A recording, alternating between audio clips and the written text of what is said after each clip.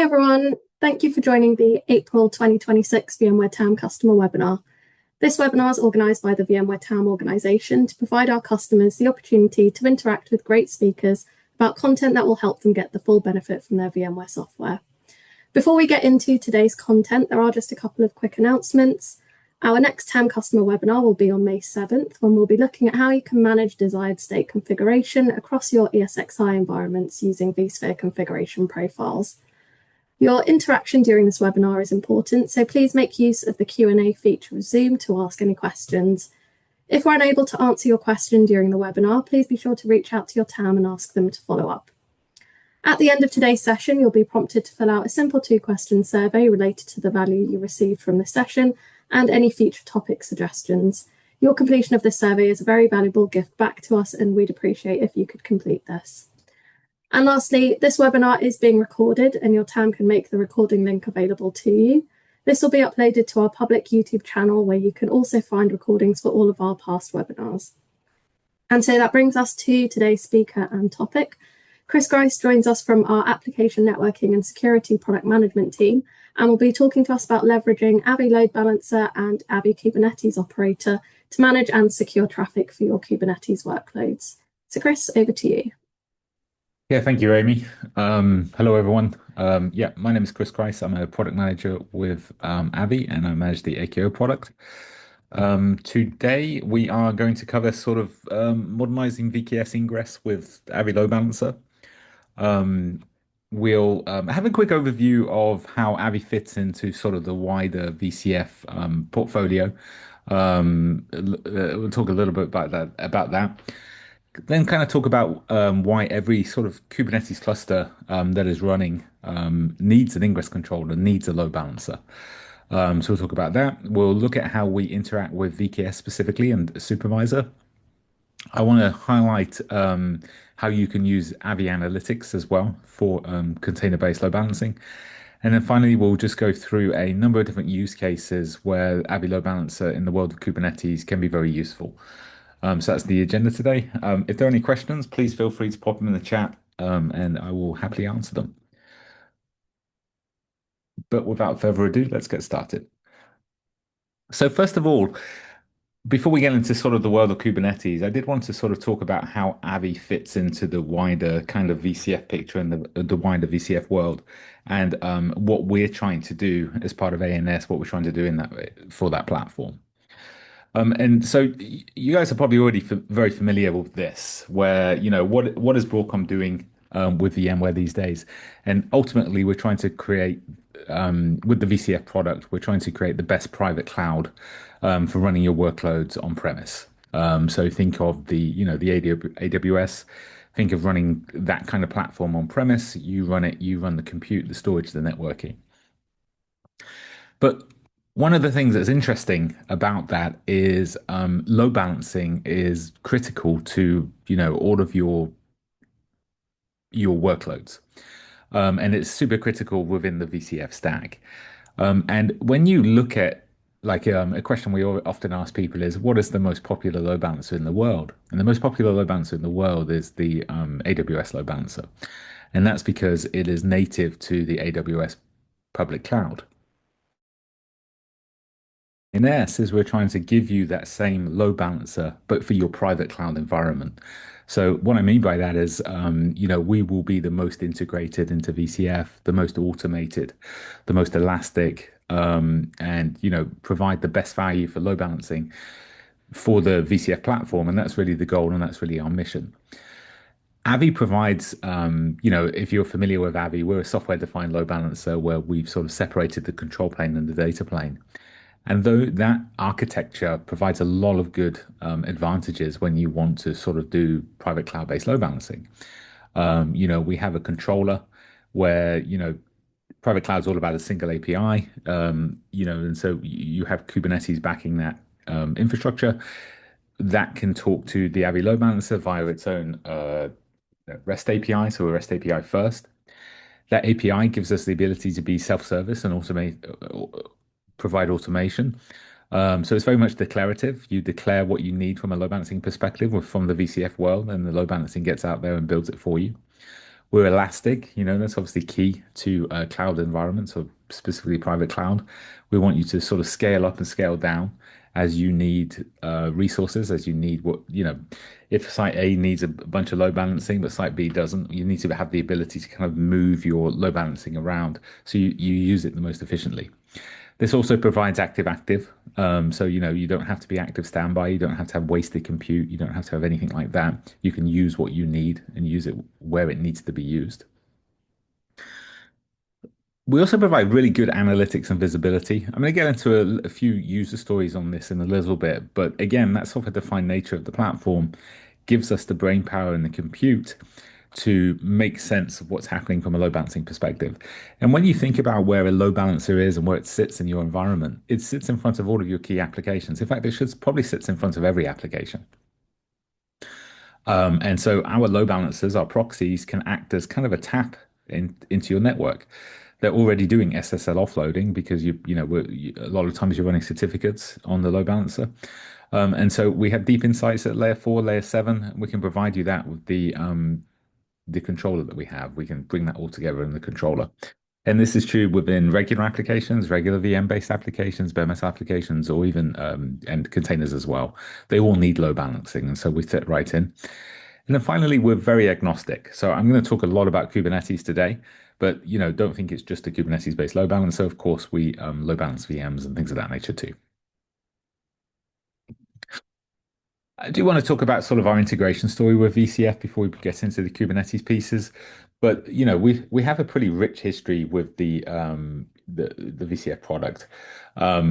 This began kind of really in VCF 4.0, where we kind of Avi got acquired in around the 2019, 2020 time, and so we had VMware validated designs of VCF. But it really started kicking off with VCF 5.2, where we brought in sort of SDDC manager integration. We've discovery from vCenter and NSX about network connectivity. And then we also brought in integration with ARIA automation, or VRA as it was known. So you were able to sort of self-service load balance, automate your load balancing and consume those analytics. With 9, that kind of went to the next level. We brought in multi-tenant support with VPCs.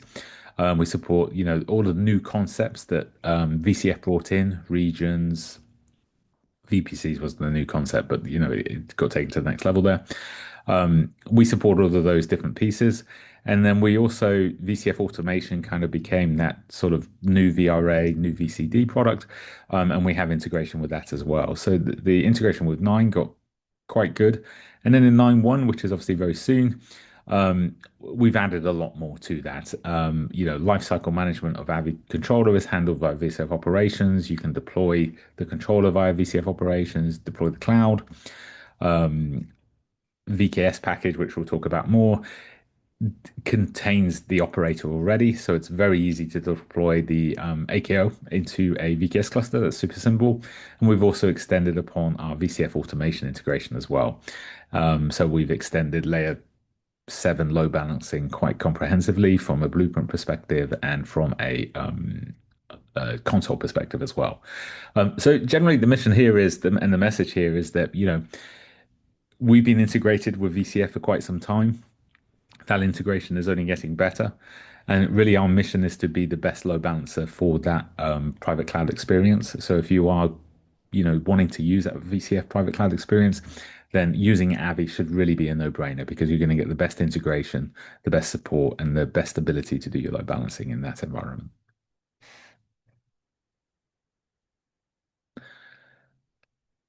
So what I'll do next is I will, there's a question from Gorkum. Hey, Gorkum. Yes, in 9.1, and this is something we can get into in more detail, but in 9.1, we can do we can automate the AKO into the VKS clusters. That'll all happen automatically. So any VPC today it will have to work in VPC mode, so you'd have to be using VPCs, but it would automatically detect the VPC. It would automatically do all those pieces and deploy automatically, so you don't have to fill in that values file at all. And I'll actually get into a bit more of that later as well.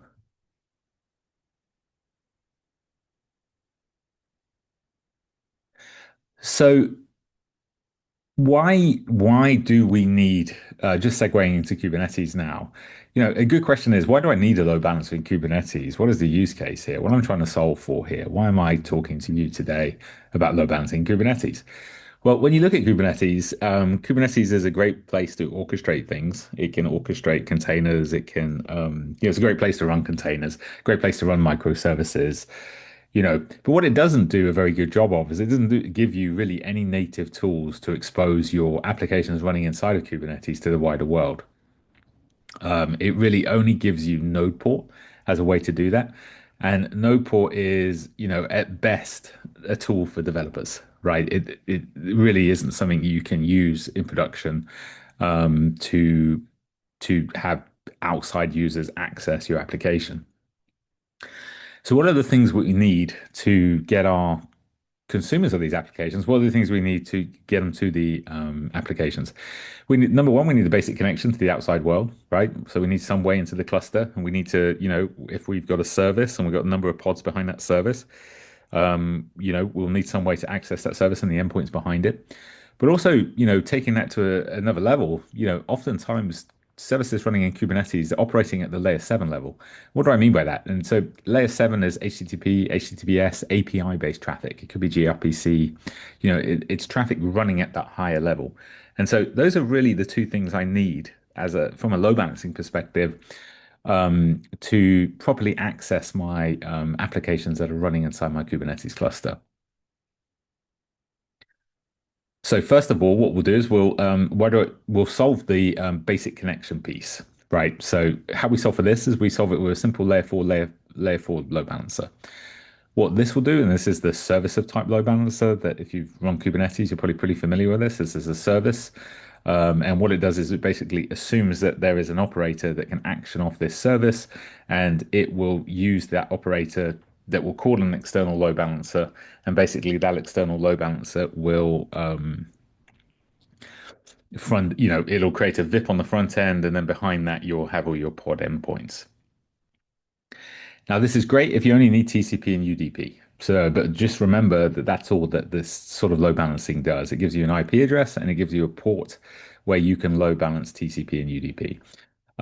So this is addressing the basic need. This addresses like, okay, now I've exposed my application and I've got some level of load balancing. But it's only aware of the TCP layer. It's not aware of anything above that. So, I've got a couple of good examples here where, you know, it's not aware of host or path-based routing. It's not aware of any cookie-based stuff. It's not aware of anything in the URI. So here you can see sort of broadcom.com or broadcom.com/blog. To a TCP or UDP based load balancer, this is all one thing. It doesn't, Broadcom.com could resolve to 1.1.1.1, and Broadcom.com blog resolves to that same IP address. So we've got no awareness of what's happening further up the stack. So layer 4 load balancing, it solves for that basic use cases and a couple of other use cases, but really we need something stronger than that. And that's where the sort of layer 7 load balancer comes into the picture. So now what we can do is the layer 7 load balancer is able to look at the host and path-based routes. It can make a routing decision based off the host, the FQDN app.com. It can do a routing decision based off the path /API. It can send, /API to one service. It can // shops to another service. It can provide a bunch more context-based routing too. So cookies, header, canary-based services. You can say, hey, if header Chris is in the string, send it to this service. So I can make all kinds of different decisions based off what's happening in the layer 7 headers as well. And this is also a great place to apply security. Oftentimes you apply TLS here, you might do MTLS, and you might do WAF. We'll get into a bit more about how that works later. But, you're applying certificates here. You can do inspection here, and you can forward traffic at the sort of layer 7 level here. So, when we talk to most enterprise customers across the world, layer 7 load balancing is mandatory for Kubernetes. If you're running Kubernetes in production and you're running it successfully, you don't just need a layer 4 load balancer, you need a layer 4 and a layer 7 load balancer. And so that's why I'm here today. That's why we're here talking to you guys, is because this is what Avi provides. But it doesn't also just do that. We've talked about sort of just the load balancing aspect of it. But when I kind of look at the other things I might need it to expose my application outside of that environment, there's a lot of other pieces too. So you can see here, I've got node 1 and node n at the bottom here running an n number of pods. And then I've got my layer 7 Ingress controller. And perhaps you can imagine this as a Nginx Ingress controller. Then perhaps I've got a layer 4 load balancer in front of it. That layer 4 load balancer is an enterprise load balancer that we know and love, something like an F5 or an NSX load balancer. We know we need those. That's mandatory. We have to have those. But what happens if I want to do multi-cluster? Perhaps I'll need to do GSLB as well. What happens if I want to secure my workloads with a WAF? We all know that sort of the new requirements of PCI are mandating that the WAF gets applied in front of your workloads. Perhaps you might be using a Cloudflare-based WAF, but perhaps that's not protecting you from against anything. We've seen that. Perhaps you want to secure your workloads closer to where they actually are. We definitely need DNS and we definitely need IPAM. So we need all of these pieces really to get your application out to the consumers of those applications. And so that's really where Avi comes in, and we're strong. So we provide that sort of layer 4 and layer 7 load balancer experience, but then we also provide all of these other pieces too. We give you out of the box GSLB, out of the box WAF, out of the box DNS, out of the box IPAM. We give you all of those pieces that you really need to run all of your applications. We give you all of them as a one-stop shop. And so what we've seen is on the left-hand side there, if you are using all of these different products, so for example, you use the Nginx load balancer, use the F5 load, Nginx Ingress, F5 layer 4 load balancer, maybe you've got a Citrix GSLB provider, you've got your Akamai WAF, you've got Infoblox for DNS and IPAM. There's a whole bunch of different products that you have to manage and you have to run, and maybe different teams own them. And we'll kind of see as we go through this how that can affect from a troubleshooting perspective. But generally, it can be done. This is something we see quite often, but it's quite complex. It's hard to automate. And also, how do you bring all that visibility together? And then on the left-hand side, you can see what Avi does. So we bring all those pieces together from a single API. We have a single operator that runs in Kubernetes, and that provides all of these pieces. As we walk through this story, we'll see how plug and play we are with VCF. So if you're running VKS, you'll see how, in 9.1 in particular, this will be touch and go, seamless integration. And then, and I'll talk a bit more about this as well, the WAF security, how that works and how that fits in as well. All of those pieces are ready to go. There might be one more question. Yeah, we've got one question about VKS and AKO Yes. support for Cilium. Yeah, Gorkum. Yes, we do support Cilium. It works a little differently because of the way the infrastructure is set up, but we do support Cilium. And sorry, I know Gorkum quite well. I'll talk to you later, Gorkum, about how that integration looks. And if you're looking to use Cilium in your environment, how we can work with that as well. But yeah, we can discuss that.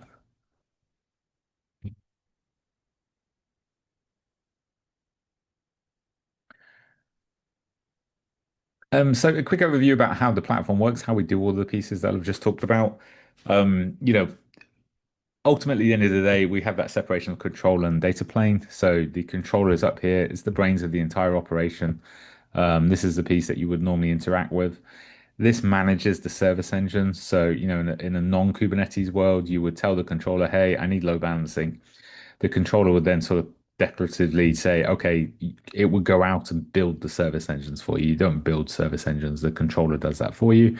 And it doesn't do that until you tell it you need load balancing.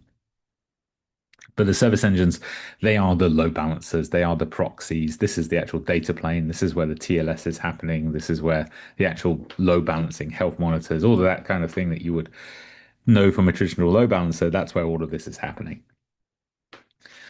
And then from a Kubernetes perspective, we have our AKO operator. So this lives in every cluster, in every VKS cluster. And fundamentally, what it's doing is it's watching Kube API. It watches, for a number of different objects, new pods, new nodes, ingresses, gateway API objects, all of the things that it needs to care about from a load balancing perspective, it watches for them. And as soon as Kube API, it sees there's changes there, AKO reacts to that. AKO will then tell the controller what to do, and then the controller pushes to the service engines. So Kubernetes is fundamentally your source of truth. Anything that happens in Kubernetes gets reflected in AKO automatically to the controller and to the service engines. And so there's no real user input there. You manage Kubernetes and it configures everything for you.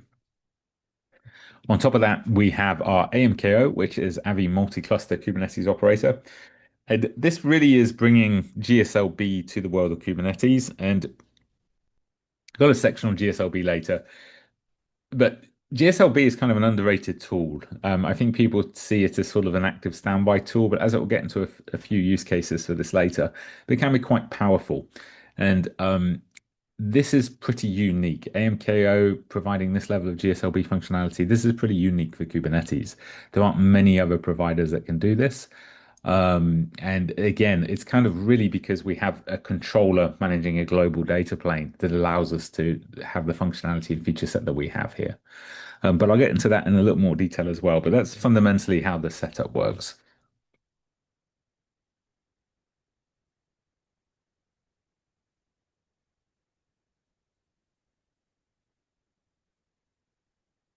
So just at a high level as well, since we're talking about AKO, I wanted to talk about what we've introduced recently in our last release. We've got another release coming in May as well, so look for that. But 2.1 came out just at the end of the year. We introduced this a CRD operator.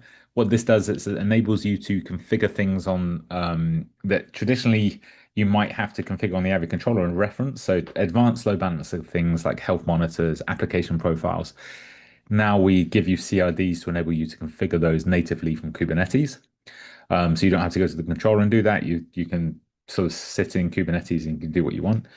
Um, Expect to see more here as well as we kind of the COD operator will get much more and more mature. And ultimately, the idea is here that you can consume the entirety of Avi as an enterprise grade load balancer. And we have lots of buttons and lots of switches and things like that to configure advanced load balancing. You'll be able to consume all of that from Kubernetes. And that's really the goal to make, Avi, everything we can do on Avi, you can do from Kubernetes from inside it. And so developers never have to go talk to the load balancing team. They can, if you want to do it that way, you can configure everything from the from Kubernetes. That's the goal anyway. Gateway API, if you've been following the Kubernetes space, the Kubernetes networking space, Gateway API is kind of the future of load balancing in Kubernetes. The Ingress API, which was kind of the old layer 7 API, has been frozen for some time now, so no new changes are happening there. And Gateway API is fundamentally the future. We have support for it. We've had support for it for quite some time, but we're going to increase that. We've put support in for WAF, backend TLS. We support MTLS with Istio now as well. I'll talk about that use case in a bit more. We brought in these CRDs, and then from a VPC perspective, we now support VPC mode. And we've also included regex-based path matching. So your HTTP routes, if you're familiar with Gateway API, we can use regex there as well. So a couple of nice enhancements there. And then on the networking side as well, just a couple of key customer enhancements. So just to cover what we've done recently. And as I say, watch for the new release as well. That's coming in around the May time. So that's kind of Avi and AKO as a high level, but let's dig into how we work with Supervisor and VKS specifically. So, what is Supervisor? What does Supervisor do? So Supervisor is kind of especially in VCF and VCF automation, it's kind of like the global orchestrator for everything VCF related. It actually does a lot of things. It, turns a bunch of an ESX cluster almost into a Kubernetes cluster. There's a little bit more to it than that. It's not quite as simple as that. But from an AKO perspective, AKO, our Kubernetes operator, runs as a binary within Supervisor, and it's there from the get-go. And so This gives us a lot of advantages, especially as we go down this sort of VCF world, this private cloud world, because supervisor is the foundation of the private cloud. It provides the central API endpoint, the orchestration layer provides all of that, and we have AKO running in there natively. And so this gives us an amazing advantage over really any other load balancer in the world because we're in there from the get-go. The AKO that's running in the supervisor is aware inherently of all of the supervisor constructs. All of those VCF constructs like VPCs, tenancy, organizations, all of those pieces, it's immediately aware of them. It knows where the networking lives. It knows about all the things that supervisor knows about. And so it's able to define load balancing at will as you need it. And so, this is key to understanding why we're kind of strong from an Avi perspective in the VCF world. It's this embedded sort of operator running inside the supervisor. And this means that lifecycle of this AKO product is managed by the supervisor. So when you upgrade supervisor, the AKO running in it will get upgraded. It can work with all of the different networking modes that supervisor supports. So VPC, as we get into like the fancy VPC modes later on, TEPless, DTGWs, all of that. It works with that. And ultimately, it gives you the ability to do multi-tenant layer 4 and layer 7 load balancing, which is VPC aware, which is VCF automation aware. And there isn't another load balancer that can do that with the level of automation that we can provide. So it's key to, if you're looking for the best load balancer for VCF, this is why Avi is that load balancer. It's because we have this built-in integration from the get-go, and sort of an external load balancer cannot provide that. And so one of the things that also comes up a lot is that there's a bit of confusion sometimes about supervisor and VKS. VKS is obviously where you run your container workloads, whereas supervisor is kind of the orchestration plane. And so VKS is vSphere Kubernetes service is a service that runs on the supervisor. But there are other services too. There are things like VM service and other supervisor services like Harbor, and a couple of others as well. But ultimately, the message here is that, regardless of what the supervisor is running, regardless of what service is running, the AKO running in the supervisor can provide load balancing for all of that out of the box. So, that's the message here is, AKO is embedded into supervisor and it can provide load balancing for all of the different pieces that you need load balancing for.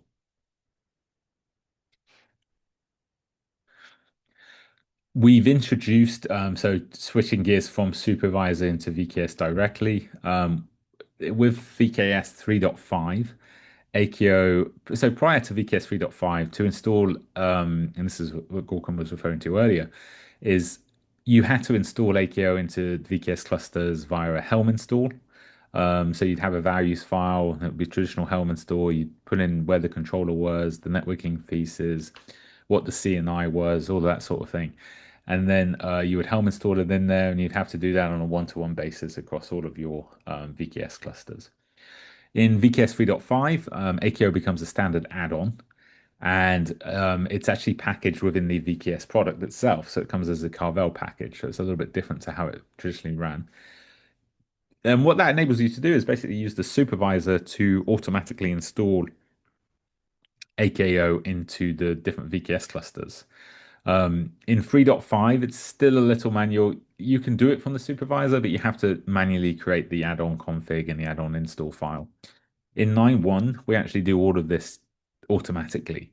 So it enables you when you've created your supervisor, an Avi enabled supervisor, and then you enable Avi on a vSphere namespace, a supervisor namespace, and then any VKS clusters that you build in that supervisor namespace, the AKO in the supervisor cluster understands all of the networking pieces, and we pop in a couple of defaults like no port local and Treya, things of that nature. We also know where the Avi controller is, and we actually proxy the communication from AKO running in the VKS cluster via a VMCI relay running on the ESXi node to the Avi controller. So what's interesting about that as well is that now the AKO running in your VKS cluster really isn't talking to the Avi controller directly, it's proxied. So, think of that from a security perspective. One of the good things about VKS and the supervisor control plane is that it can workloads running in VKS have no idea about the management plane. And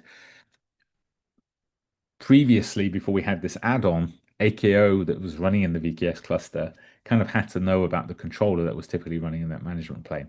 And if you think about any other load balancer running in VKS, so if you're running an F5 CIS load balancer, for example, you know, the CIS operator running in your VKS cluster has to know about the F5. It has to, that's how it works. And so if the F5 is running it out in the management plane or somewhere else, you have to allow connectivity to it. With this setup with AKO and VKS, you don't have to do that. Really the VKS cluster is proxied through to the Avi controller via the ESXi node via this VMCI relay. So it's very much more secure and just a better way of providing load balancing within VKS clusters. So we're removing any kind of the manual steps, and we're also sort of applying extra security from a control plane perspective. Chris, we've got the question related to that add-on. So does the add-on install include customization for things like local registry support for images used? Yes, there is a add-on config. So yes, that is true, Brian.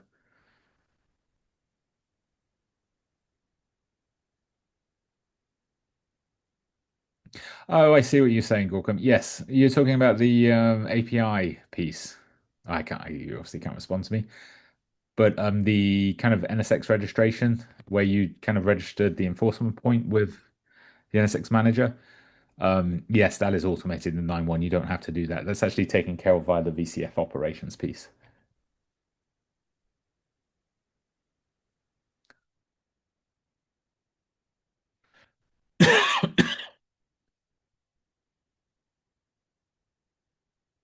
Okay.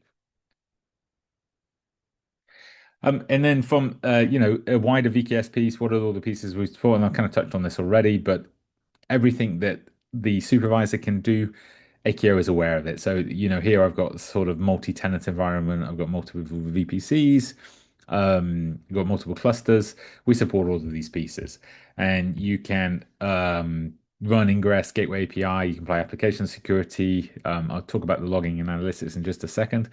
But another key piece is the integration of Entrez and NoPort Local. Um, this gives us quite a few benefits over it can the the combination of Avi and AKO here and Entrea can reduce some latency as you're progressing into the cluster. If you think of, say, a traditional layer 4 load balancer in front of a layer 7 ingress controller, there's quite a few different hops you have to go through. With Avi and No Port Local, we kind of shrink that to two hops. You've got the layer 4, layer 7 load balancer hop, and then you've got the DNAT as you enter the cluster. With a traditional setup, you would have probably three or four hops. You have to hit the layer 4 load balancer, the layer 7 ingress controller, then you'll have to route to the pod, and et cetera, et cetera. So, from an efficiency perspective and a performance perspective, Entree and No Port Local provide a pretty good solution. So check that out if you can. But fundamentally, the answer here is that like anything that we need to support in the supervisor space, we do support. So that's what we do here.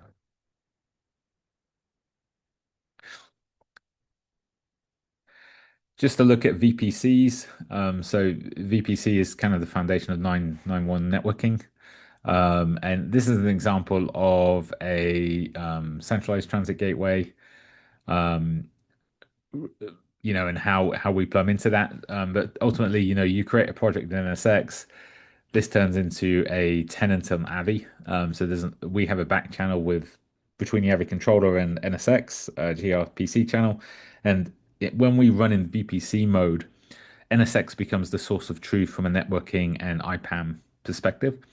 And so, this gRPC channel that runs between the controller and the NSX manager, you'll create a NSX project that could be from NSX or it could be from VCF automation. As I said, that'll create a tenant. You'll then start creating VPCs within that sort of NSX project. That creates a VRF on Avi. So you get a VRF per VPC. And then, from a network plumbing perspective, that VPC gateways get stood up. And so I've got a couple of Kubernetes clusters here and a couple of VMs. You could have public or private subnets within the VPC. What happens is, from an Avi perspective, is that what we call a services subnet gets stood up. We stick the service engines from a data NIC perspective, we stick them on one end of the services subnet and it connects up to the VPC gateway. And then the VIP networks come out of the NSX public range. They are advertised out the VPC gateway to your wider network. And basically, the VPC gateway has static routes pointing to the service engine. So it will say to get to this VIP network, go via dot one, dot two, dot three on the services subnet. And this is all automatically done for you. So this network is created for you. DHCP is enabled. The service engines get deployed. So it's very much a declarative approach. You're saying, I need load balancing in this VPC, and we go out and build that for you. So it's automatic. You're not having to worrying about, okay, where does my load balancer sit? What network does it go to? What segment does it go to? Do I need to do this? Do I need to do that? You don't have to do that. It's very prescriptive, very out of the box. So this is a really neat integration between us and NSX and provides out of the box seamless load balancing. And I've got Kubernetes here, but it could be VMs as well. It doesn't really matter. And in 9.1, we start support for all of the different VPC modes as well. A question on the VPC piece, Chris. Does the VPC piece allow you to add new VIP subnets once existing VIP subnets exhaust IPs so that you can easily consume new VIPs more easily? Yes, it does. You can add more ranges, more external subnets to the VPC.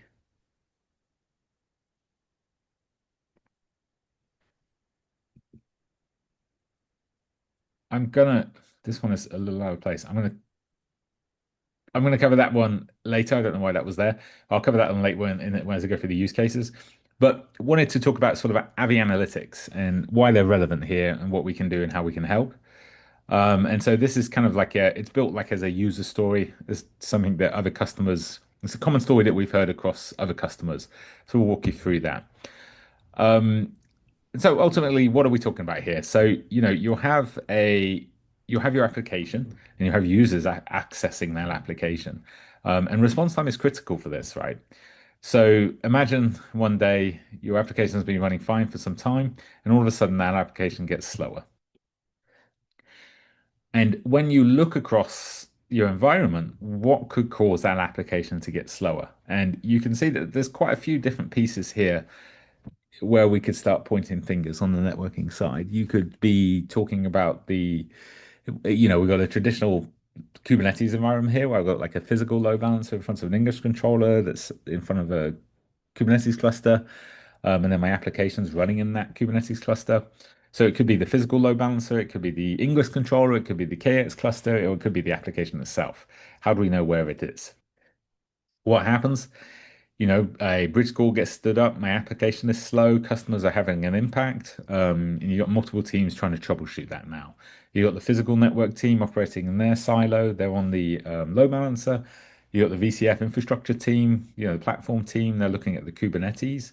And then you've got your DevOps team sort of digging into that application, digging into the Ingress controller as well. So you've got these three teams, and they may all have different tools to troubleshoot, right? So you've got your load balancing team. They're running packet captures, TCP dumps on the load balancer, both on the client side and the server side. They're also looking at any sort of hardware logs on that load balancer. You've got your infrastructure team looking at Kubernetes logs, Kubernetes nodes, and then you've got the developer team looking at maybe the Ingress controller and the application logs. There's a lot of different places to look at logs and look at different things. How do you tie all this together and how do you make sense of all of this?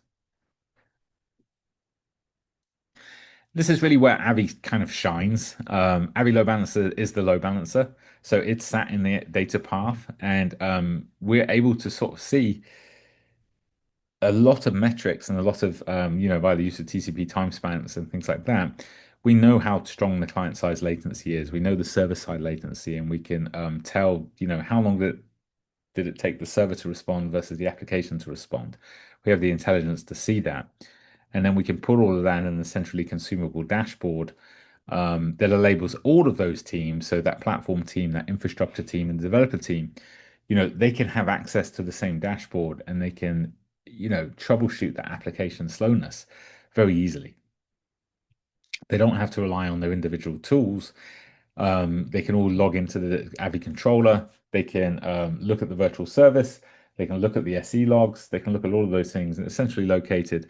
And then it gives you a really good view into what's happening. And sort of in this example here, you can see sort of the application side latency was high. It was 75 milliseconds. So it gives you a pretty good idea that it wasn't the physical infrastructure that's green. It's been green all day. So it wasn't the load balancer. It wasn't your Kubernetes side of things. It was the actual application that's slow. And then you can go to the applications team and say, hey, we've got this application slow. Customers are complaining about it. And we've got a pretty good idea that it's your application. It's not on the network. Help us troubleshoot it. And so your mean time to innocence gets there, or your mean time to resolution happens much faster than it would without Avi. And just to sort of dig into that a little bit more, you can kind of see here, and this is what it kind of looks like on a day-to-day basis. Um, we give you a lot of information about what's happening in your network. So, for example, here we give you an application health score. Application health score is a really easy way to see, is my application doing well? And you can sort of see there's green, yellow, red. We operate on the traffic light system. Obviously, green is good, yellow is probably not so good, red is bad. And you can see here that we have this application, Confluence, we're running Confluence, a production version of Confluence. Application health score is low, and perhaps we've sent you an alert saying, hey, the application health score has dipped below, it's gone into yellow. You guys should look at this. We dig into it, we see we've got a resource penalty of, that's why we're knocking it down. The score should be 100. We're knocking it down from a resource penalty. We can dig into it and we can see sort of spikes where the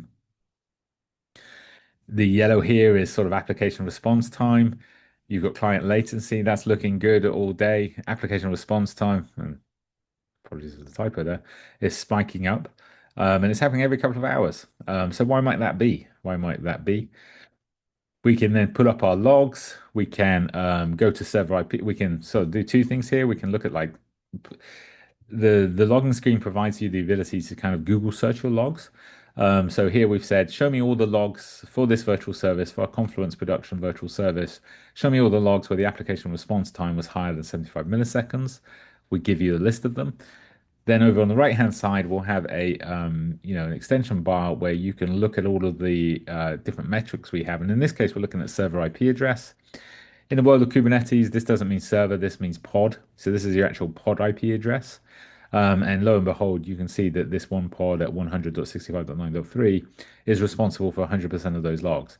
So it gives you a really good idea that there's something wrong with that particular pod, and you can drill into it and you can get into it and fix it sooner. And we've alerted you that this has happened. We've painted the picture of what's going on and help you troubleshoot as soon as possible. So that, this is one of the key benefits to Avi, especially in the Kubernetes world. We can just dig into that then. Another interesting one as well, and this comes back to sort of the security world, and this was a real life thing, and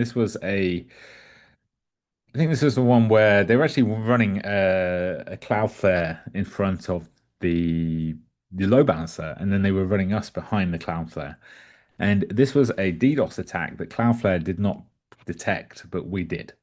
So, harking back to what I said at the beginning of the call, you might have a WAF up in Cloudflare, but there's no, defense in depth is always worth having.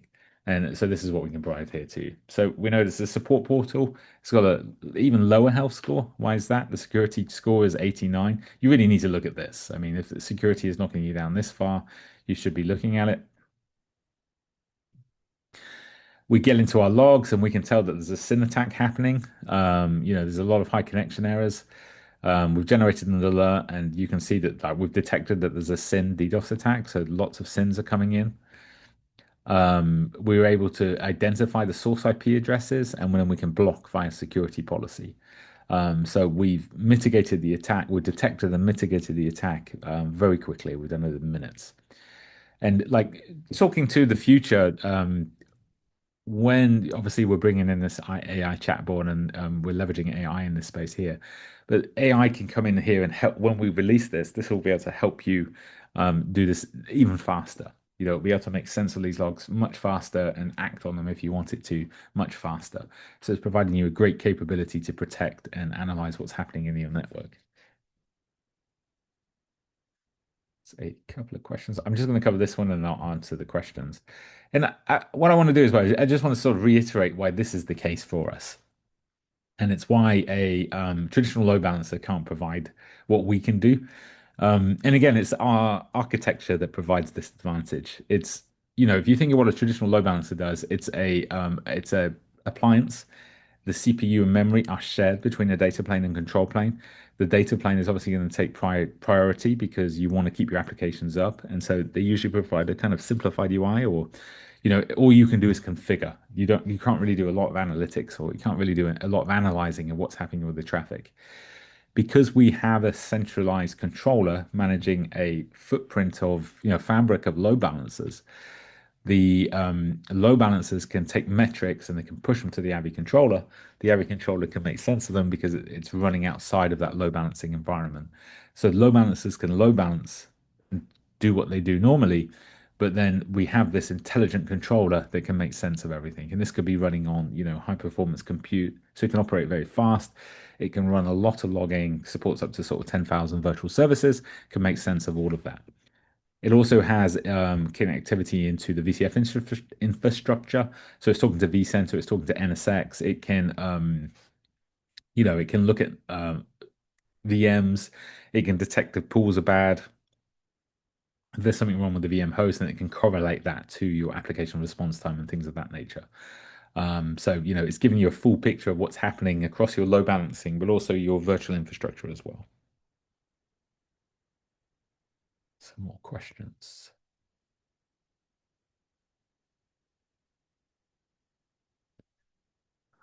Yeah, Arif has got the second one there. Um, Yeah, Brian, there's a great question on the Ingress to gateway. I'm actually going to cover that in just a minute. I'll cover that, but we have our own tool that does this, and we've actually used a lot of Ingress to gateway to underpin it. We've added a lot more to it as well because and I'll talk to you about it in a second, but that's a great question. Um, I'll cover that in just a second when I get to use cases, which I think I'm on to next, actually. Yeah, so next, so kind of look at the overall arching at the platform. Now we look at specific use cases for us. Where is Avi strong, specifically within VKS, and what value can we bring? So the first one is interesting is layer four load balancing. And I say it's interesting because, I talked at the beginning about TCP and UDP and it being quite basic and we need more than that. But there are services that do just need TCP, UDP based load balancing. They don't operate at that layer seven level. But you don't just need a fast path proxy. You need more than that. You need health monitors. You need persistence. You need support for proxy protocol, for example, right? These are all things that are advanced feature sets for layer four load balancing. You don't often get these with regular load balancing. You'll just get like a fast path proxy. You won't terminate anything and it will just send the traffic back. So if you think about NSX load balancer, for example, it can't do any of this kind of advanced feature set that we can do at a layer four level. And a good example is proxy protocol. This is so proxy protocol enables you to keep the client IP in a proxy protocol kind of header. And we've seen a lot of customers need this for compliance reasons, for example. So you may think, oh, I've got my customer, they only need layer four load balancing, but if they have any kind of compliance requests, then they won't be able to use the simple traditional load balancers. They'll need to use something like Avi to provide that. And again, health monitors is another interesting one, and persistence. If you need anything beyond basic load balancing, you'll have to have this, and Avi can work for you out of the box. So again, compliance is a really common one here. We've then got layer seven load balancing with Ingress. So this is the kind of the Ingress API. It provides layer 7 host and path-based routing. So if, this is pretty much, as we said before, pretty much table stakes takes in the world of Kubernetes. Um, it provides you TLS decryption and re-encryption, can do some level of certificate management. Problem with Ingress is it's not very extensible. You have to extend it with CRDs. We do that, and so you can extend the CRDs. We have custom ones that support URI rewrites, WAF, custom application profiles, health monitors, persistence, things of that nature. So if you need a traditional Ingress controller, this is what we're doing here. But what you really want to do, and most providers are moving this way, is gateway API and HTTP route. So this is kind of the next level of layer 7 load balancing. This gives you all the things that Ingress did, host, path, security, but also adds a lot more natively. And what I mean natively is that you don't need to have, with Ingress, you had to have custom resource definitions to do advanced pieces. Here, you don't need to do that. So it has native support for filters, backend filters, URI rewrites, regex, pool weighting, etc. Does the same TLS decryption. And then, Avi can provide a lot of it, Avi specific information as well, Avi specific config. We can apply that to gateway objects as well. And just to touch on why sort of gateway API and HTTP route is kind of the future of load balancing in Kubernetes. Ingress as a whole it kind of did what it said on the tin, but it is not extensible at all. It does sort of four things: host, path-based routing, TLS decryption, and one other thing I can't remember right now. But that's it. To do anything else, you had to extend it. Every Ingress controller, think of Nginx, think of Contour, HA Proxy, Avi, we all extended it with different ways. The sort of Kubernetes SIG groups realized that that's perhaps not the best way to go about doing this. And you can see, for example, if you follow Kubernetes, you'll know that the Nginx Ingress controller got deprecated. It was an open source Ingress controller, and they basically got tired of creating all the annotations. Every new feature request was a new annotation, and they didn't want to do it. It was open source, and they didn't want to do it. And so, Gateway API goes out and tries to solve those problems. And it breaks down. You'll have a gateway, you have an HTTP route, and the gateway kind of sits in front and you attach routes to it. And the route does your kind of advanced traffic filtering. The gateway is the kind of listener. And then HTTP route is very extensible. You can put a lot of different extensions like coarse filters. There's inference load balancing for AI workloads. There's a lot of different things you can do with Gateway API and attach various different filters for them. If you're not looking at this now, you should be. This is definitely coming. And just an example of like the differences between Ingress and Gateway API. On the left-hand side, you can see all that the Ingress pieces can do. On the right-hand side, this is not an ex this is not a complete list, but it's just so much more you can do natively with Gateway API. Very easy to use. Avi provides some pretty unique benefits as well for Gateway API that other providers cannot. Analytics and logging is a key one. We give you very granular analytics. If you look at sort of an HTTP route, it'll have multiple matches, it'll have multiple backend references and things like that. We'll create a virtual service for every one of those, and give you sort of really detailed layer 7 insights into each particular one. So give you a lot of visibility from the front and the back end. We're also allowing you from a configuration perspective to use, or you can create health monitors from Kubernetes application profiles and use them with Gateway API. So you get sort of advanced enterprise grade load balancer feature set for Kubernetes. It supports no port local specific to VKS, and also backend TLS. Backend TLS wasn't in the stable channel when we first released this. It now is, but support for things like that we have that a lot of other providers don't.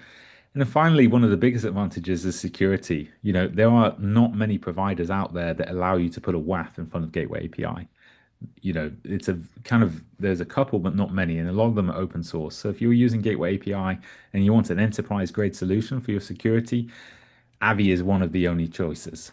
So, if that's a use case for you, think of Avi. And, we've got an enterprise grade WAF, bot detection, ICAP, et cetera, et cetera. But, very Very good use case. And this, moving on a little bit too, but this to Brian's question earlier about the Ingress to Gateway API, we have this tool, the Avi conversion tool, and it's predominantly known for converting sort of F5 or N6 load balancer configurations to Avi configurations and helping that level of migration. But we've actually extended it to cover Ingress to Gateway and also Nginx annotations. So, as I mentioned already, the Nginx Ingress controller has been deprecated. It's not being updated. It's not, so if any security fixes happen, any security bugs are found, they will not be fixed, and I think something like 40 to 50% of Ingress controllers today use this Ingress controller. And so if you're using them, you should get off this Ingress controller as soon as you can. We have a tool that not only converts sort of Nginx annotations to Avi configuration items, but it also leverages that Ingress to Gateway tool to convert ingresses to gateway objects as well. So you kind of get the benefits of that open source tool, but you also get annotation conversion as well with that. So hopefully that answers your question, Brian, that you had earlier.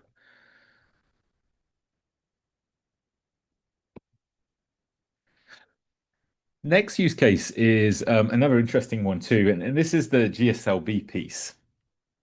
And as I mentioned earlier, GSLB is, I think it's an underrated tool. People see it as a way to do active standby, things of that nature. But it does a lot more. Of course, you can do sort of active-active. Uses a bunch of algorithms. Fundamentally, it's DNS-based load balancing. And you can do round and robin, geo-based algorithm. We have persistence based, so we can persist to the same site. And then we also have topology. Topology is a great algorithm. It's kind of like an extended geo where you can be very prescriptive of where you want traffic to go. You can say this host path go here, this one go here. But one of the key use cases we're starting to see with this is from a migration perspective as well. And here I'm showing an example of perhaps you're migrating from an OpenShift cluster to VKS. And so what we can do here is like, from a back-end perspective, say I've got my OpenShift cluster, I'm moving to VKS. I've kind of got my back-end sorted, right? Kubernetes is quite portable. So I've got my storage up and running. My applications are, you know, we pointed the Argo CD from OpenShift to my VKS cluster, and Argo's done its thing and it's built the pieces. Now I'm at the point where I want to migrate traffic. I want to say, okay, I'm ready to take ready to move perhaps namespace A over to VKS. What do I need to do that? And so when you think about what you need to do that, usually that's kind of like a multi-team effort. You're going to have to go talk to some load balancing person, some network person. I'm going to need the application team on board. We need all those pieces. But if you used Avi and GSLB, perhaps the developer could just do that themselves because with GSLB and Avi, you can run our AMK operator, say in that VKS pod, and you can create a global FQDN, and that can be the same FQDN as you're using for your to expose your OpenShift route. And so you can have a gateway object on VKS with app.company.com, and you have your route. And then my developer in the cluster, he'll have a CRD that enables him to manipulate traffic weighting for that FQDN. So, we can come to a change window and the developer can be like, okay, I've all my traffics are app.company.com at OpenShift. I'm going to start moving traffic weighting that traffic over to my VKS cluster. So I can start doing it 10%, 20%, 30%, 40%. I can monitor this as it's going across, making sure everything is working. And then ultimately, you know, the developer can move all their traffic across, can test it, and say the job is done. And because the CRDs that we offer from we're allowing you to configure GSLB on a per route basis or a per namespace basis, and that CRD that you're using to configure the traffic weighting is namespace scoped. The developer can't hurt anybody else's traffic. They can only kind of manage their own traffic, but at the same token, they don't need to talk to the load balancing team to do this anymore. They control Kubernetes as the source of truth for the GSLB. They can manipulate it as they need it, and they can migrate their own traffic over. And so, this is, I think, a great idea because, migrations are hard. Application transfers are hard. You need lots of different teams. You need to get them all on board at the same time, all talking the same language, and this can shrink that. Another great use case here as well is, and this came up quite recently, Kubernetes is hard to update. We had a customer that hadn't upgraded one of their clusters. It was on sort of 122, wanted to take it to 135.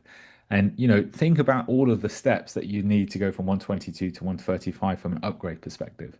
It's a lot easier just to spin up a new cluster at 135 and just migrate the traffic over. But the problem is how do I actually do the traffic migration? Yes, it's easy to stand up the applications, but here we can use GSLB again to do that. So I think this is a really great tool. And I'm kind of trying to get people to think about using it in this way from a migration perspective, and a developer-led migration perspective. I think there's one question. Oh, thanks, Brian. And then the next piece is the security. And I've got two pieces here. We've got application security with WAF. So this is where we're putting enterprise grade WAF in front of your ingresses and in front of your gateway API objects. Again, I know many customers have cloud-based WAF, Akamai's, things of that nature, but it doesn't hurt to have another layer. Let the Akamai, do its thing. But we have seen customers where the Akamai hasn't captured everything, and then we've blocked it. It's really easy to implement. It's just a CRD. You just apply it to your ingress or your gateway object, and you're done. So very easy to do. You get all the security features, and again, it's defense in depth. If you have Avi, it's a single license. May as well use it. The other, and just to give you an idea of what the WAF can block, if you're not aware, um, if you think about what a firewall does, a firewall controls who can talk to who. The WAF controls what they talk about, right? So, you can say Steve can't talk to Jim, but then you can say, okay, Steve needs to talk to Jim, but you can't talk about this. And that's really what the WAF does. And so, very high level, we're blocking SQL injections, things like Log4Shell. We can, when Log4Shell came out, obviously, very well known 0-day, you can do virtual patching very quickly, and protect the load balancer versus having to update all of your backend. The load balancer is a great place to put that first line of protect while you do update the backend. Another use case is cross-site scripting. WAF does a whole lot more here. When we take this out to sort of MCP, and there's OWASP top 10 for API security, OWASP top 10 for AI as well that's coming out. We'll have support for all of this as well. So yeah, for me, WAF is almost a no-brainer. And it because we're giving it to you with the license as well. Yes, it's a bit more CPU intensive, but if you can use it, why not? You can't go wrong with applying WAF where you need it. And then finally, Istio and Gateway API. So Istio being the service mesh, we have a really nice integration with Istio where we learn. Istio is all about identities. Yeah, well, I'll stand back a bit. The most common use case I see when people are using Istio is from a security perspective. It's a really nice way to sort of strap out certificates across your Kubernetes infrastructure. Developers don't have to worry about it. It's all about user specific identities, and Istio sort of rotates those identities every 24 hours, or you can self-configurable. We have a nice integration where we run an Istio sidecar on the AKO container. We learn the spiffy identities, push them up to the Avi controller, which goes to the service engine. And then that means that the Avi service engine becomes part of your Istio service mesh. Fully secure, fully using MTLS, understands everything to do with spiffy. And then, not only are you part of the service mesh, but then you can stick WAF in front of it too. You can use bot detection. You can use enterprise grade load balancing in front of your Istio based networking. Um, and so you really get the best of both worlds. And again, I mentioned earlier, look at Gateway API and WAF. But when you start looking at who else can provide you WAF with service mesh and MTLS and all of those pieces, the providers they are very, very limited. This isn't something that everybody can do. So if you have this use case, you should certainly think of Avi. We're probably one of the best providers for it. And then tie that all into the GSLB pieces and all of that, you get a very good solution, very mature solution, very secure solution. I think that's all I have. One more question. Hey, Gorgon, we are working on Avi as an MCP server. That should be out soon, and it would do exactly what you're asking.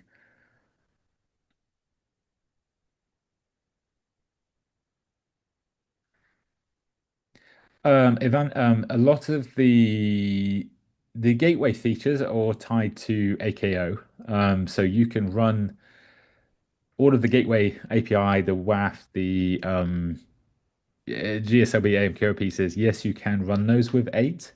You would just run the version of AKO that supports them, which today is 2.1.1. What you don't get though with 8 is a lot of those first pieces I talked about, the add-on, those level, the automatically deploy AKO. You don't get that with 8. You'll have to use 9.1 for that. But from a kind of pure Kubernetes level, you can use all of those with 8.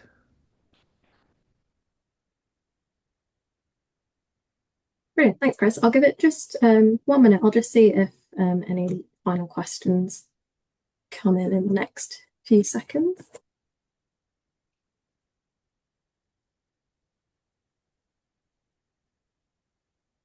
All right, I think we're probably done for today. Thank you so much for your presentation, Chris. That was great to see all the features and functionalities that we have for Avi, as well as using in Kubernetes specific environments.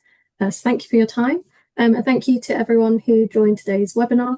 As we mentioned at the beginning, this session has been recorded and your TAM will be able to make that recording available to you in the coming days.